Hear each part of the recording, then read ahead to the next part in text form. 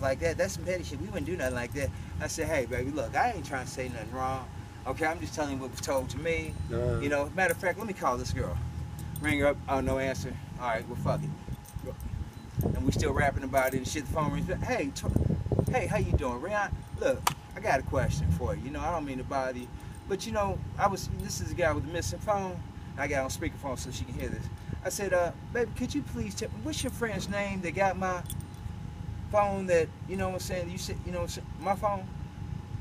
Quandra? Oh, okay. What's your niece, your granddaughter? Quandra. Okay.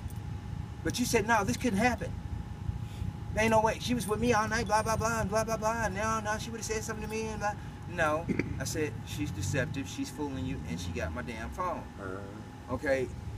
But it took this phone call from a random person like, because how the fuck would I know her name? Right. He could have came in. How the fuck can I come get it if I don't know where the hell you at? I tried to call it, but you would never answer the phone when I call. If it ain't a number that you didn't know, you didn't answer the motherfucker. Right. Text messages you wasn't responding to, but you make all the calls in the world out, and it's like only if it was a number that you knew did you motherfucking respond to it. Right. But you saying your godmom saying she wouldn't do nothing like that, like she too good to do that type of shit. So did you get a hold of her?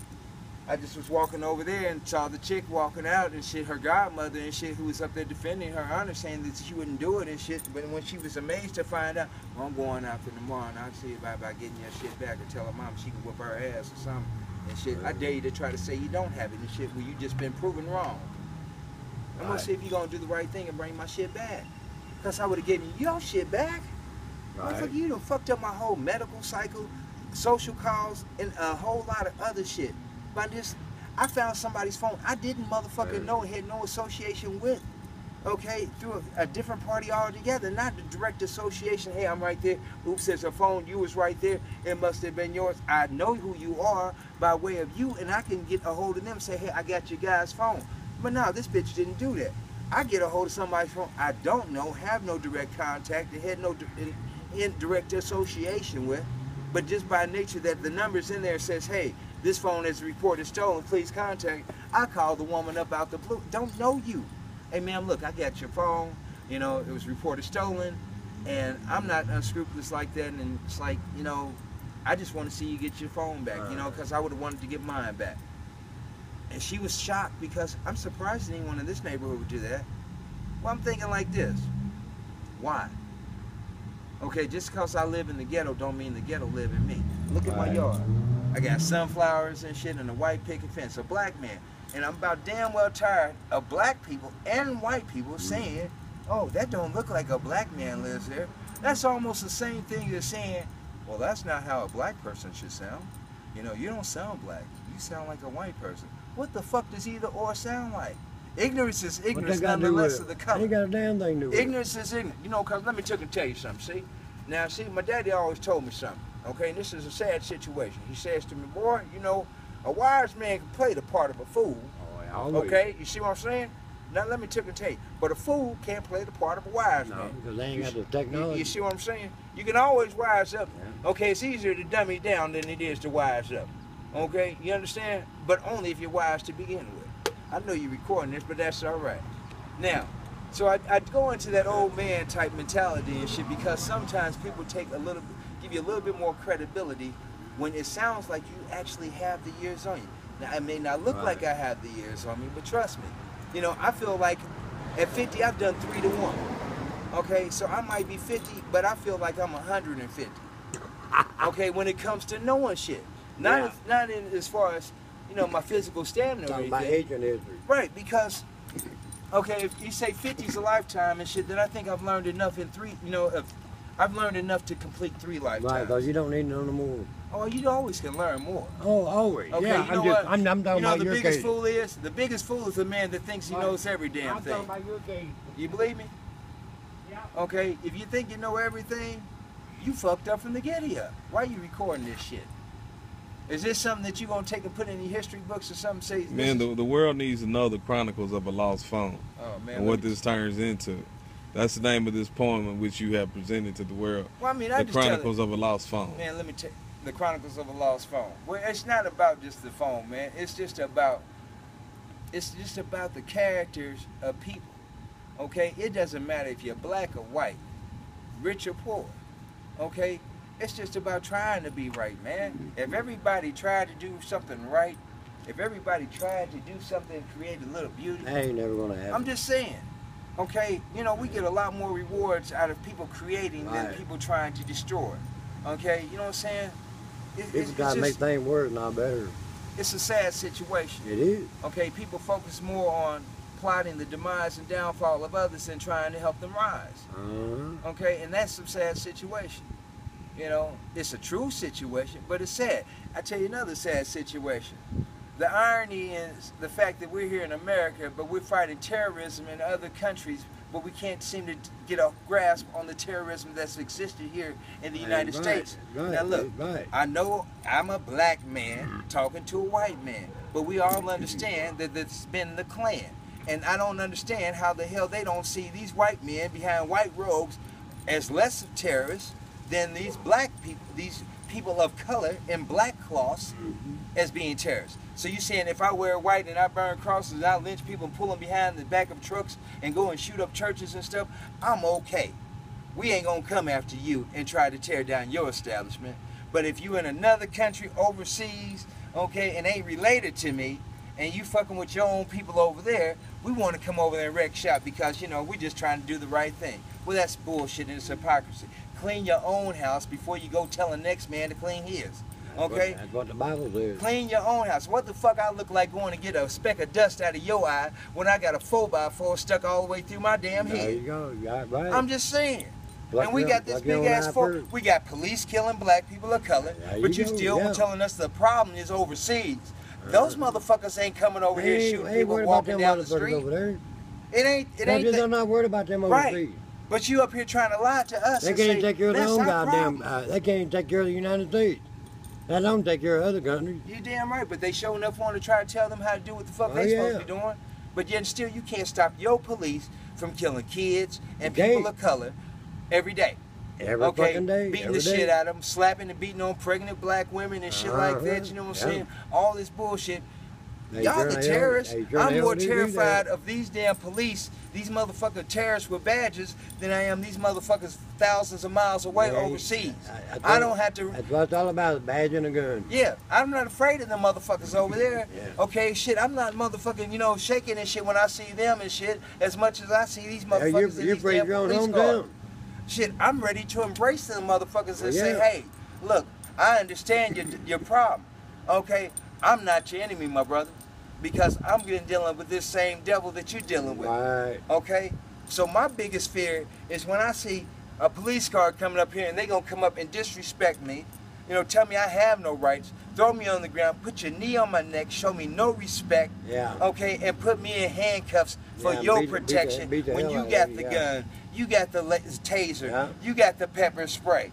But this is for your protection, that I have to be handcuffed, shackled. You know, as a black man, I take that as a personal offense because, you know, it's instilled in me not to let a white man put me in chains of any kind. Right. That's how you got us here.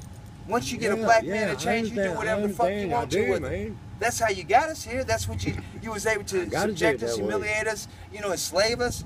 Because it's happening today. You had chains and we didn't. So now you had guns and we didn't. So if I got chains and I got guns, can I put the white man and shit in chains? Shit, I've been in Jacobin chains before. I mean, how's this gonna go down?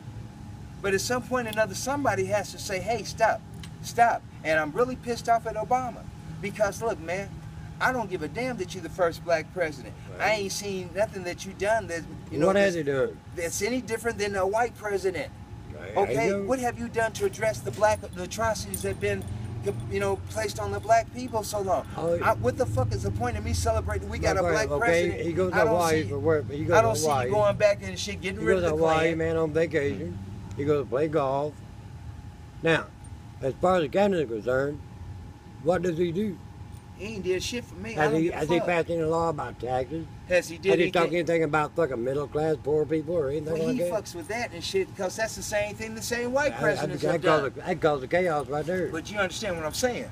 He's focused doing the same shit the white presidents have done year after year, same right? damn thing, yeah. Okay, but everybody got in the hoopla because the first black president. Why? Because the mindset was, okay, we're gonna get a black president, so now we're gonna get a little bit more equality here in the United States. We're gonna have somebody address, all the social injustices been placed on the black man. We're gonna talk about what happened to that 40 acres and the mule. We're gonna talk about the lynchings. We're gonna talk about enslavement and reparations. You ain't did focus on none of that shit. So as far as I'm concerned, you could have been white, Hispanic, Italian, Jewish. You ain't did shit different than anybody else. So everybody getting a hoopla because he's the first black president and elected twice, that's pointless. Yeah. Until you do something and shit that, says, hey, look, now we're going to talk about this equality.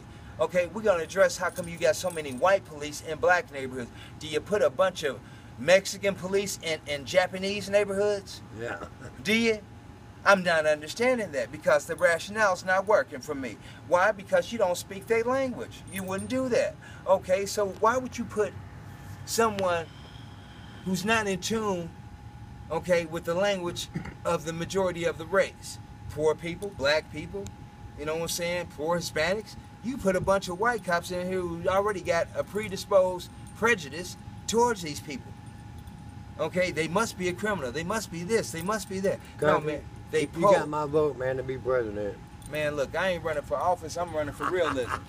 You see what I'm saying? They got to keep this shit real. Vote, they've been pissing in our face and telling us rain for so damn long, and we have been pacified by the ability, we can vote now. Man, we don't have to sit at the back of the bus anymore. Man, the shit ain't over. The system's fucked up, dude. It's been fucked up because it is a system. The system is designed to keep everybody in check. Right. It's a matter of quid pro quo. Ain't happening. Okay, the haves versus the have-nots. They keep people poor because you're just money mill generating more tax revenue for the higher-ups. Okay, to keep the economy rolling. Because they don't give a fuck about you actually surviving, okay, or else they pay you more than minimum wage. Right. They want to keep you struggling, but you got to keep working just to live just a little bit longer. Okay, you get that bullshit job, we're going to tax the fuck out of you, okay, and you just keep sending money into our pockets. Okay, they don't give a damn about you. Hell no. Okay, they want to keep the poor. They don't give a fuck about the middle class, the rich. Okay? Well, that's right. The rich lives off the poor. Man.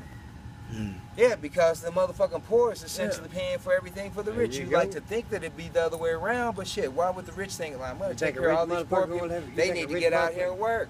You think a rich motherfucker gonna live like us? I'd put it like this, bro.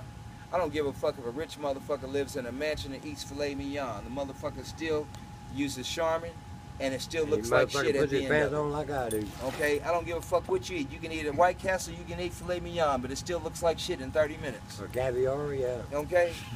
What was that? Yeah, caviar. It still looks like shit at the end of the day. Okay, so don't think you're better than me like what, your turds and shit? It looks like shit what? For Oh, you you have a more refined turd. Okay, yes, you use Gold Flake Charmin. Yeah. I've been to the motherfucking grocery store. You got regular Charmin, you got ultra soft Charmin. You ain't got no po folk Charmin, you ain't got no rich folk Charmin. Okay, you got that cheap ass Cottonelle, and then you got that bargain shit. And even poor folks don't like that cheap shit because don't nobody want boo boo on their finger. Okay, I mean you can wash it. I mean I understand, but I like Charmin because nobody want to be rubbing their shit in the sandpaper. You know what I'm saying? That Cottonelle is nice. Newspaper, man. Right. Get you a baby wipe after and shit, make it baby soft fresh and shit. Hell, I might even want to sprinkle some baby powder on my booty and shit. You know what I'm saying? Yeah. It's just slide. Feel fresh all day. Slide away. Yeah, damn right. Shit, have my farts and shit, have little clouds coming out my ass and shit. Like, hey, Smokey. What I glad, man, the party blew it out. Man, hey, bro, I was telling I'm saying you didn't hear this shit. We were talking about this the other day. We gonna come up with laws. Okay, it should be mandatory, and we thought about this because we might have to revise this law. We're going to make it mandatory for beautiful people and ugly people both to have tinted windows. Because these motherfuckers... Oh, yeah, we already decided that. Yeah, we decided that because, you know what I'm saying? Both of them cause accidents. They both cause accidents. You see a real pretty motherfucker and shit driving down the street with you. Damn, she's fine in a motherfucker. Bam! Crash into some shit. You done crazy, motherfucker. Okay? Now, you up here driving down the street, minding your business and shit real... Like, damn! Close your eyes, bam! You ran into some shit. Okay, now here's the fucked up thing. Okay, us average looking motherfuckers, if we ain't too cute and we ain't too ugly, we can keep our shit 9-10. We just average. Okay, well, we want a tent and shit, so we ain't gotta look out that motherfucker and see all the ugly motherfuckers that we driving by. Cause some of them motherfuckers is walking. Okay, or the pretty ones, we don't want to see them either. No.